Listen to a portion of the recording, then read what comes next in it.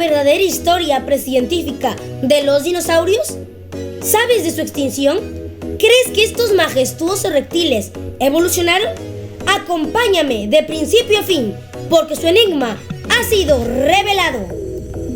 Es probable que de todas las formas de vida actualmente extintas, los dinosaurios han sido los que más han estimulado la imaginación del ser humano. Pero luego cambia la escena, donde estas asombrosas criaturas, junto con otras incontables clases de animales y plantas, dejaron de existir. Preguntémonos entonces, ¿apoyará el registro fósil sobre los dinosaurios que su extinción fue súbita y de exterminio total? ¿O que estos evolucionaron de forma gradual a lo largo de millones de años? Primero examinemos la historia en el descubrimiento de los dinosaurios, su extinción y la revolución en la evolución. Así que descubramos a los grandes reptiles del pasado. Imaginemos que nos encontramos en el borde del valle del río Red Deer, ubicado en el sur de la ciudad de Drummondville, en Canadá. El estar allí, imaginablemente, es como hallarse frente a dos mundos diferentes. ¿Por qué digo esto? Porque si miramos a su alrededor, divisaremos los vastísimos trigales de las planicies de Alberta. Pero si miramos al fondo del valle, seco y desolado, podrá imaginarse un mundo perdido en el pasado. El mundo de los dinosaurios. Se han desenterrado centenares de huesos de dinosaurios en este valle y los habitantes de este lugar quedan maravillados al ver el legado fósil de algunos de los animales más asombrosos que jamás han vivido en la Tierra. Sin embargo, ¿cuál ha sido su historia precientífica? Los fósiles de los dinosaurios son conocidos desde hace milenios, aunque su naturaleza auténtica no fuera entendida. Por ejemplo, los pobladores chinos excavaron huesos de dinosaurios desde hace décadas, pensando que pertenecían a dragones, a los que llamaron Konglong o dragón terrible, y pensaban que con estos huesos podrían preparar medicinas tradicionales. En Europa, por ejemplo, se creía que los fósiles de los dinosaurios eran restos de gigantes y otras criaturas que murieron en el diluvio universal. Mas, sin embargo, para el siglo XVII en Inglaterra, en el año 1677, se recuperó un fragmento óseo que fue identificado correctamente como el extremo inferior del fémur de un animal más grande que cualquier ser viviente de tiempos modernos. Por lo tanto, se concluyó que se trataba del fémur de un humano enorme, tal vez un titán u otro tipo de gigante. Posteriormente, ya para el año 1699, Edward Leake, amigo de Sir Isaac Newton, lo nombró Sauropodo rutellum implicatum. Ya para el año 1815 y 1824 se recolectaron huesos fosilizados de Megalosaurus y del Iguanodon, descubiertos por William Buckland y Mary Ann Manto. Todo esto resultó de sumo interés para científicos europeos y estadounidenses, y para el año 1842 el paleontólogo inglés Richard Owen creó el término dinosaurio, reconociendo que todos los fragmentos fósiles encontrados anteriormente eran restos fósiles de dinosaurios. Y es así como Richard Owen exhibió la colección nacional de fósiles de dinosaurio en el Museo de Historia Natural en Londres. Ahora llegamos a territorio estadounidense y es aquí donde se descubre el primer dinosaurio, denominado Hadrosaurus faki, en el año 1858 por William Parker Fak. Este es un descubrimiento sumamente importante porque resultó ser el primer esqueleto de dinosaurio encontrado completo. Aquel descubrimiento resultó revolucionario, ya que hasta ese entonces la mayoría de científicos pensaban que los dinosaurios caminaban en 4 patas, como otros reptiles. Pero todo este descubrimiento hizo generar obsesión por los dinosaurios y abrió una gran rivalidad entre paleontólogos, y tal enfrentamiento fue conocido como la Guerra de los Huesos. Ahora pasamos a Sudamérica, especialmente a territorio argentino, donde se hallaron fósiles más grandes de dinosaurio, como el Chucarosaurus, Argentinosaurus, Patagotitán. Entre los más grandes del mundo, cabe destacar que el estudio se realizó en diversas zonas de la Patagonia. Asimismo, en la Antártida, en el año 1986, se halló el anquilosáurido Antarctopelta oliveroi, y para el año 1994 se halló una especie antártica, el terópodo Cryoloposaurus ellioti. Luego en Asia, específicamente en el área de Mongolia, se encontró ricos yacimientos de dinosaurios. Entre los especímenes encontrados tenemos el Tarbosaurus, el Saurolopus, Anquilosaurianos y Megalosaurus. Ya para el año 1909 y 1912 se hallaron restos fósiles en África, entre ellos el gigantesco brachiosaurio Girafatitán. En Australia, por ejemplo, se han encontrado pocos restos fósiles de dinosaurios, pero se descubrieron cientos de huellas fascinantes de dinosaurios. Y finalmente en la India se encontraron huesos, nidos y huevos de dinosaurio. Y ahora viene la clasificación científica para dinosaurio. Y dentro de esta clasificación están aquellos que tenían 4 patas y que estaban situadas debajo del vientre. No se consideró dinosaurios a los que tienen sus patas hacia los lados laterales de sus cuerpos. Estos son reptiles acuáticos. Y los enormes animales voladores, que comúnmente se les llama dinosaurios, no lo son, sino que se trata de otro tipo, reptiles voladores. Ninguno de ellos tenía la postura erguida de las extremidades traseras, característica de los verdaderos dinosaurios. Posteriormente, con el transcurrir del tiempo y la llegada de la Segunda Guerra Mundial, provocó una pausa en la investigación paleontológica. Sin embargo, para el año 1960 tomó auge, y es así como la paleontología de los vertebrados se convirtió en un campo de la ciencia global.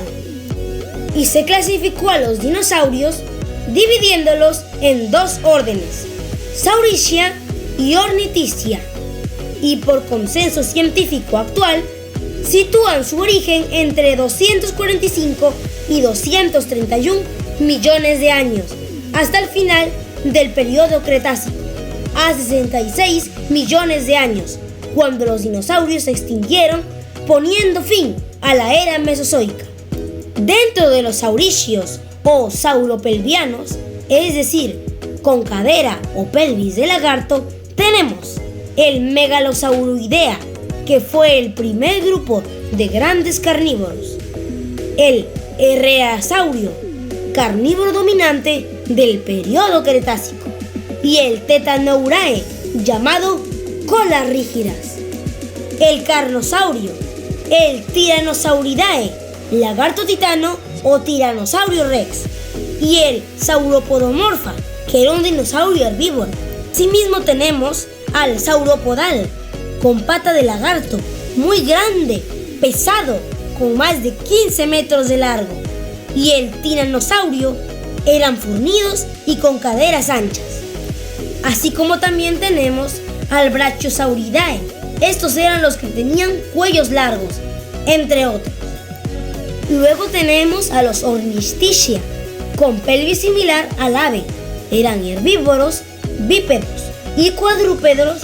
Entre ellos tenemos los Heterodontosauridae, con dientes similares a los caninos.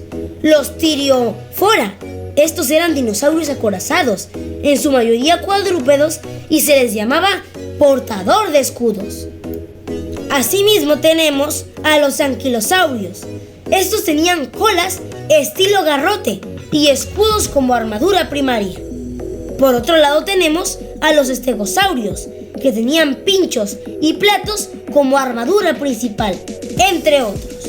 Y para poder saber más sobre los dinosaurios y incrementar su conocimiento, los paleontólogos científicos lo han obtenido a través de una variedad de registros fósiles, óseos y no óseos fosilizados. Y se han hallado ignitas, es decir, trazas, pistas, huellas, marcas y rastros. También coprolitos, quiere decir restos fecales ya fosilizados. Y también gastrolitos, o piedras usadas para ayudar a la digestión de estos dinosaurios. Todo esto se ha logrado recurriendo a diferentes ciencias, tales como la física, especialmente la biomecánica, para saber la masa de los dinosaurios, su velocidad y su flujo sanguíneo. También se ha recurrido a la química, la biología y las ciencias de la Tierra. Con todo esto, han habido dos temas de particular interés para los científicos y paleontólogos, y es: ¿cuál fue el tamaño de los dinosaurios y cómo era su comportamiento? Usualmente nos imaginamos a los dinosaurios de un tamaño enorme y de un aspecto aterrador, ¿verdad? Pero décadas atrás se creía que los fósiles de los dinosaurios eran grandes y gigantescos y que su peso era de quizás 10 veces superior al de un gran elefante africano. Sin embargo, con el paso de las décadas, los paleontólogos han desenterrado huesos de dinosaurios mucho más pequeños. Hay algunos del tamaño de un burro y otros no mucho más grandes que una gallina, como el Oviraptor sitipar.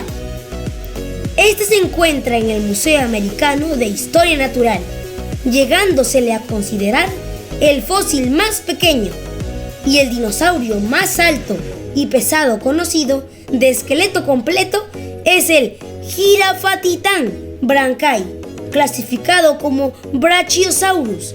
Este fue descubierto en Tanzania entre 1907 y 1912.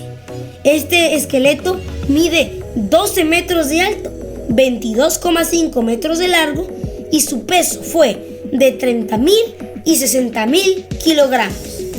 Entre los reptiles voladores tenemos un reptil extinto, curioso, el pterosaurio o lagarto alado y el pterodáctilo o dedo largo. Y aunque tenían el aspecto de aves con rígidas alas, diferían mucho de un ave. Las alas de estos reptiles tenían repliegues, mas no plumas. Su envergadura de sus alas de estos reptiles voladores eran de más de 8 metros y otros tenían más de 15 metros. Con todo esto, se dice que probablemente los científicos nunca sabrán cuáles fueron los dinosaurios más grandes o los más pequeños que hayan existido en nuestro planeta. Y esto se debe a que solo un pequeño porcentaje de los animales llega a fosilizarse y muchos de estos permanecen enterrados. Ahora veamos, ¿cuál es ese proceso de fosilización? Cabe recalcar que el proceso de fosilización comienza cuando los restos de un ser vivo son cubiertos por sedimentos y las partes que llegan a fosilizarse son las más duras, como los huesos o los dientes. Estos van siendo reemplazados por minerales del suelo, sin que se altere su forma inicial. En otras palabras, un fósil es por lo tanto un modelo hecho de roca, de una estructura que alguna vez perteneció a un ser viviente. Esta excavación, amigos, no es tarea fácil. Es un proceso largo que requiere planificación, involucra un alto costo y la participación de muchos expertos. Donde se delimita el área, se utiliza primero taladros y picos para sacar la roca de los estratos superiores Y cuando van llegando a los primeros huesos, se sigue con elementos mucho más delicados, como son los cinceles livianos, agujas montadas y diminutos cepillos. Una vez desenterrados los fósiles encontrados, se les hace una cubierta de yeso o espuma de poliuretano para que puedan ser transportados sin riesgos al laboratorio. Y es aquí donde comienza el trabajo de limpieza y análisis.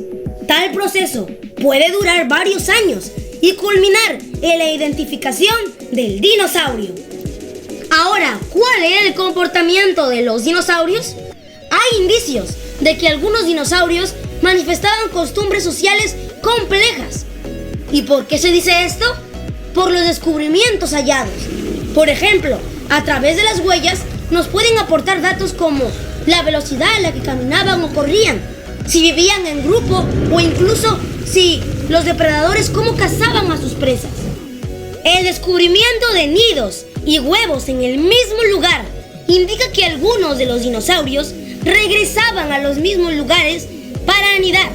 Y de esto, la revista científica americana nos dice de que esto es un indicativo del comportamiento y la posibilidad de que los padres cuidasen de los pequeños una vez de que estos salían del cascarón.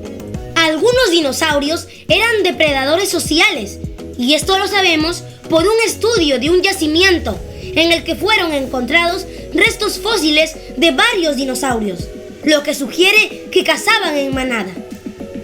Tal es el caso del Tyrannosaurus Rex. Por mucho tiempo se creyó que era un cazador solitario, pero no fue así, sino más bien desarrolló estrategias de caza complejas. Estos comportamientos diferencian a los dinosaurios del resto de reptiles, ya que ningún reptil conocido muestra comportamiento social alguno, y este estilo de vida no es común entre las aves modernas, cocodrilos y otros reptiles de la actualidad. Ahora surge la pregunta, ¿los dinosaurios eran de sangre caliente? Hay que recordar que los dinosaurios eran reptiles que no mantenían una temperatura corporal constante. Ellos lo regulaban a partir del calor del entorno. Como los biólogos denominan a este tipo de animales poiquilotermos, es decir, su temperatura corporal depende de la temperatura ambiental. Así que a través de un nuevo método propuesto por Wyman Fabry, midieron la cantidad de oxígeno que respiraba un dinosaurio. Y para esto utilizaron fémures de 55 grupos de animales, incluidos los dinosaurios. Y se concluyó que los dinosaurios con pelvis de lagarto, como el Tyrannosaurus Rex y el Brachiosaurio, eran de sangre fría, y los dinosaurios con pelvis similar al de las aves eran de sangre caliente, como el Triceratops y el Stegosaurio. Pero aún así, la discusión no está cerrada. Hasta en la actualidad, hay acérrimos defensores que algunos dinosaurios tenían sangre caliente y otros no, y que estos evolucionaron a dinosaurios aviares de sangre caliente. Imagínense, no hay acuerdo. Ahora bien, ¿qué color de piel tenían los dinosaurios? Las suposiciones acerca del color verde de los dinosaurios se basan en su similitud con los reptiles actuales. Pero si tenemos en cuenta que por ser restos fósiles no conservan el color de la estructura original, así que no se puede afirmar de modo definitivo qué color de piel tenían los dinosaurios. Ahora, queridos espectadores, con toda esta prueba fósil de que hubo gran cantidad y variedad de dinosaurios, la pregunta sería, ¿por qué se extinguieron? El científico Jackson de Princeton de Estados Unidos de Norteamérica dijo lo siguiente, que esto fue debido al clima, cambios en la presión o composición de la atmósfera, gases venenosos, ceniza volcánica, oxígeno excesivo, meteoritos, cometas, radiación cósmica, etc. De todas las especulaciones, se desprende que los científicos no pueden responder a ciencia cierta la pregunta, ¿qué fue de los dinosaurios? Esto ha hecho que se convierta en el enigma del dinosaurio. No obstante, queridos amigos, existe una teoría de extinción súbita dada en el año 1980 por el ganador del Premio Nobel de Física, el estadounidense Luis Álvarez, y su hijo, el geólogo Walter Álvarez. Ellos descubrieron en una formación rocosa fuera de Gubbio, ciudad del centro de Italia, una curiosa y delgada capa de arcilla rojiza intercalada entre dos capas de piedra caliza. La capa inferior de piedra caliza contenía abundantes fósiles y la superior no. Estos concluyeron que la vida desapareció de forma súbita, teniendo conexión con la extinción. Más aún que la arcilla contenía mucho iridio. ¿Y qué es el iridio? Es un metal, y este se encontraba 30 veces más su concentración de lo que se encuentran las rocas normalmente. Así que estos geólogos sabían que tales concentraciones tan elevadas de iridio podrían provenir del centro de la Tierra o de alguna fuente exterior a la Tierra. Por lo tanto, llegaron a la conclusión que el iridio fue depositado por un enorme asteroide que chocó con la Tierra y provocó la súbita extinción de los dinosaurios. Esto hizo que se hicieran exploraciones para saber si esto era así, y el resultado fue que se encontraron depósitos similares en otras partes del mundo. Y prueba de esto es el gran cráter Chicxulub, ubicado en Yucatán, México, considerado actualmente como la evidencia definitiva de un gran impacto. La pregunta sería, ¿fue aceptada en un principio la hipótesis del asteroide que impactó y acabó con los dinosaurios? Algunos científicos se mostraron escépticos al respecto, pero luego esta hipótesis dio el empuje al estudio de la extinción de los dinosaurios, y muchos científicos admitieron que este descubrimiento podría sacudir los fundamentos de la biología evolutiva y poner en duda el concepto de la selección natural, que es una de las famosas teorías de Charles Darwin, que a líneas dice: solo los más aptos, es decir, aquellos que se adaptan mejor a su entorno, lograrían reproducirse, pero sus rasgos se transmitirían a la próxima generación a través de un mecanismo clave llamado proceso evolutivo, evolución. Todo eso hizo que dejara de ser una simple hipótesis propuesta por estos dos geólogos, Luis y Walter Álvarez, y resultara ser la teoría de la extinción súbita de los dinosaurios. Esto hizo que se abriera camino a una revolución en la evolución.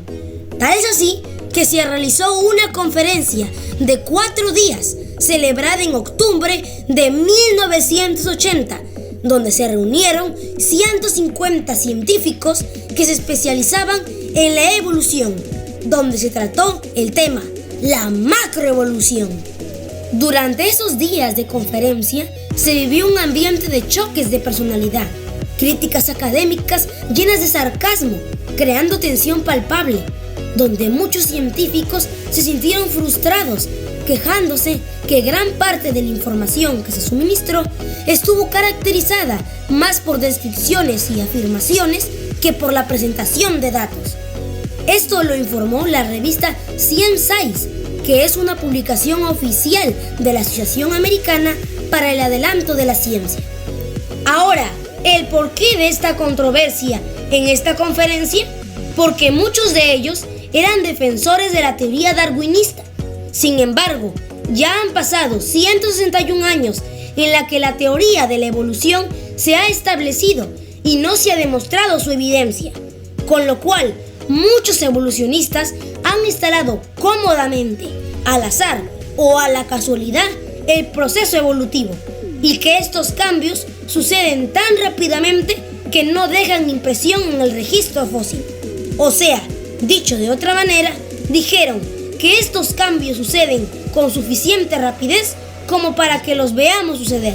Imagínense. ¿Qué declaró entonces finalmente la revista Science?